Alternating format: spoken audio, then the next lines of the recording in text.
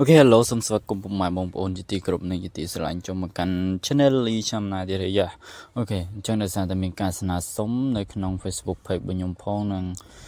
TikTok របស់ខ្ញុំផងអញ្ចឹងខ្ញុំសូមធ្វើការបង្ហាញពីរបៀបយើងធ្វើកម្របសភៅកូនសិស្សហើយបែបមាន 3D ផងហើយយើងមើលទៅវាស្អាតតែម្ដងណាហើយវាមាន blur មានអីយើងអត់ធ្វើនៅក្នុង Word ឬក៏ Excel Word ទេគឺយើងធ្វើនៅក្នុង Photoshop អញ្ចឹងអ្នកដែលចេះ Photoshop ល្មមៗអាចធ្វើវាបានទេបាទមិនចាំបាច់ទៅចេះ start ទេហើយមើលវីដេអូនេះនឹងចេះមានចំណេះដឹងរបស់អ្នកនរគ្នាហើយកន្លែងខ្លះក៏មានលឿនហើយកន្លែងខ្លះក៏មានយឺតដែរដោយសារតែកន្លែងយឺតគឺខ្ញុំបង្ហាញហើយអញ្ចឹងកន្លែងលឿនគឺខ្ញុំសារលឿនដោយសារតែវីដេអូនេះខ្ញុំអត់ចង់ឲ្យវែងទេអូខេអញ្ចឹងចូលមកដំបូងអ្នកគ្នាកំណត់กระดาษហើយនេះខ្ញុំឲ្យមើល from ហើយអ្នកគ្នាដែលចង់បានគឺមកចូលក្នុង Telegram link ខាងក្រោមរបស់ខ្ញុំហ្នឹងយកបានបាទខ្ញុំដកទុកហើយរូបរបស់វាអត់សូវច្បាស់ប្រហែលនេះក៏ប៉ុន្តែយើងយកវាមកហើយយើង make វាចូលគ្នាទៅហើយយើងតម្លើងមកវិញវានឹងច្បាស់ស្អាតហើយអូខេអ្នកគ្នាមើលវីដេអូនេះវារៀងលឿនបន្តិចប៉ុន្តែជាក់ស្ដែងគឺយើងទាញរូបនឹងចូលទេអូខេចុះបើអត់ចេះទាញទេ comment ខាងក្រោមខ្ញុំនឹងធ្វើការបង្រៀនអ្នកគ្នាទៀតយ៉ាអូខេអញ្ចឹងខ្ញុំមើលរូបពីរហ្នឹងចូលគ្នាមកអូខេខ្ញុំសេរីឲ្យអស់សិនមកហើយបន្តមកចាំខ្ញុំ make មើលវាចូលគ្នាអូខេខ្ញុំចុចហើយខ្ញុំចុច Ctrl E ហើយបន្តមកខ្ញុំចុច Smart Object ដើម្បីពេលដែលយើងព្រមឬក៏ព្រីកទៅកុំឲ្យវាបាត់សពលភាពដើមរបស់វាអូខេខ្ញុំតម្លើងមកឲ្យច្បាស់ហើយស្អាតហើយមានពន្លឺស្អាតជាងមុនអូខេអញ្ចឹងវីដេអូហ្នឹងខ្ញុំសង្ឃឹមថាអ្នកនរគ្នាបានមើលហើយកុំភ្លេច like និង subscribe នៅក្នុង channel ខ្ញុំម្នាក់មួយផងបន្តមកទៀតខ្ញុំយករូបមួយទៀតចូលហើយខ្ញុំសេរីមកឲ្យប៉ុនកระดาษហើយកระดาษហ្នឹងគឺយើងត្រូវយកអា roller របស់វានឹងយកមកដាក់ចំកដាលណាពេលអ្នកគ្នាទាញមកវានឹងចំកដាលហើយបន្តមកអ្នកគ្នាតម្លាក់ capacity របស់វាឲ្យស្ដើងស្ដើងខ្លាំងមែនតើយ៉ាអញ្ចឹង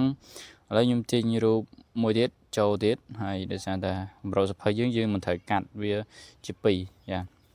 អញ្ចឹងខ្ញុំធ្វើវាដូចគ្នាដែរខ្ញុំតម្លាក់ capacity ឲ្យវាទាបបំផុតតែម្ដងទៅ feel អីហ្នឹងគឺខ្ញុំតម្លាក់ឲ្យទាបតែម្ដងឲ្យមើលទៅវាស៊ីជាមួយគ្នាដែរអូខេអញ្ចឹងអ្នកនរគ្នាអាចធ្វើវិធីសាស្ត្រនេះបានហើយអ្នកនរគ្នាមើលទៅលើកន្លែងដែលខ្ញុំបង្ហាញនេះទៅនេះអូខេអញ្ចឹងខ្ញុំធ្វើការ copy វាឬក៏យកវាទៅដាក់នៅលើ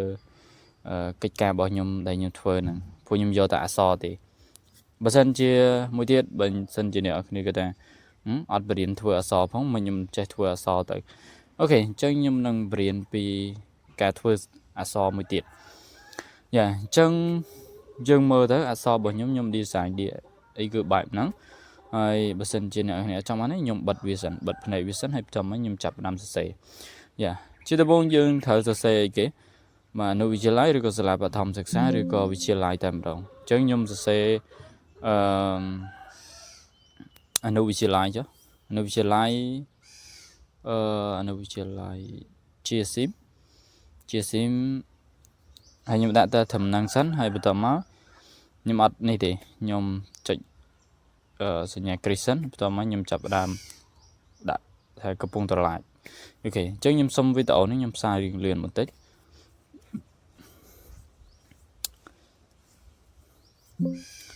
អ្នកនរគ្នាអាចមើលនៅក្នុងនឹងបានហើយអ្នកនរគ្នាអាច comment ខាងក្រោមបើសិនជាកន្លែងណាអ្នកនរគ្នាអត់យល់អានឹងអ្នកនរគ្នា comment ខាងក្រោមប្រាប់ថាបងខ្ញុំអត់យល់កន្លែងនេះតើយើងគួរតែធ្វើបែបណាឬក៏យើងធ្វើអក្សរបែបនេះឬក៏មួយទៀត link Telegram ខ្ញុំមានអ្នកនរគ្នាអាចចុច join មកក្នុង link Telegram របស់ខ្ញុំមកខ្ញុំនឹងឆ្លើយតបរាល់ពាក្យពេចន៍ទាំងអស់សម្រាប់អ្នកនរគ្នាអូខេអញ្ចឹងក្រោយពីយើង design បែបហ្នឹងហើយអ្នកនរគ្នាត្រូវធ្វើវាទៅជារូបមួយដែលមាន blur ដូចមានអីឲ្យស្អាតណាកុំយកវាទៅដាក់វាលើអញ្ចឹងវាអត់ស្អាតទេអ្នកផ្សេងឬក៏អ្នកដែលគាត់អត់ចេះគាត់តែងតែភិច្រើនគាត់ធ្វើអញ្ចឹងគាត់ដូរតែពណ៌ដូរអីទៅដូរតែ font ទៅគឺវាអស់ហើយបាទគាត់គិតថាស្អាតហើយអាហ្នឹងសេរីចាស់ទេបើសេរីថ្មីគឺយើងធ្វើអញ្ចឹងមកយើងដាក់មកដាក់ដូចខ្ញុំមកអូខេយើងទៅឡើងមកបើសិនជាមើលមួយអ្នកគ្នាបើមើលអត់ទាន់យើងអាចសារមើលឡើងវិញបានព្រោះវាជាវីដេអូទេមិនអីទេបាទចឹងអ្នកគ្នាអាចមើលវិញម្ដងទៀតបាទ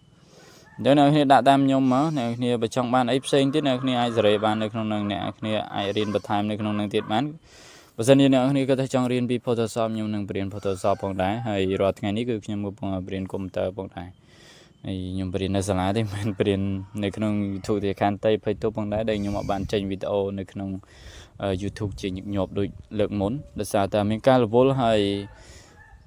អត់សូវនៅជាមួយ computer ណាមួយ computer ធំរបស់ខ្ញុំវា error ឬក៏ខូចបាត់ទៅហើយអញ្ចឹងខ្ញុំអត់ទាន់បានយកទៅធ្វើដែរអញ្ចឹងយើងនៅក្នុង computer ទូចទាំងអស់បាទជាឯកសាររបស់ខ្ញុំគឺនៅក្នុង computer ទូចអញ្ចឹងអ្នកគ្នាមើលទៅហើយអត់ច្បាស់កន្លែងណាក៏ខន្តីណាភ័យទុកផងដែរណាអ្នកគ្នាអូខេអញ្ចឹងខ្ញុំចាប់ដាំ decor វាម្ដងមួយអូខេខ្ញុំប្រាប់ពីរបៀប decor តែប៉ុណ្្នឹងទេហើយអត់មានអីទៀតទេហើយអ្នកគ្នាអាច copy វាច្រឡំដាក់ font ដាក់ឈ្មោះដាក់អីមកបន្ថែមទៀតដាក់ពណ៌ឲ្យខុសគ្នាដាក់អីទៅហើយអ្នកគ្នាលេង highlight អីក៏បានដែរបាទស្រេចតែអ្នកគ្នាទេហើយនេះគ្រាន់តែជាវីដេអូបង្ហាញថាធ្វើម៉េចបានយើងធ្វើដូចថាយើងធ្វើកម្រោសភៅគុណសិស្សបានស្អាតហើយច្បាស់ល្អខ្ញុំហ៊ានធានានៅក្នុង Photoshop អ្នកគ្នាធ្វើបែបម៉េចក៏ដោយ print មកអ្នកគ្នាស្អាតលើសពីស្អាតតែម្ដងពួកខ្ញុំ print ចេញមកអស់ហើយ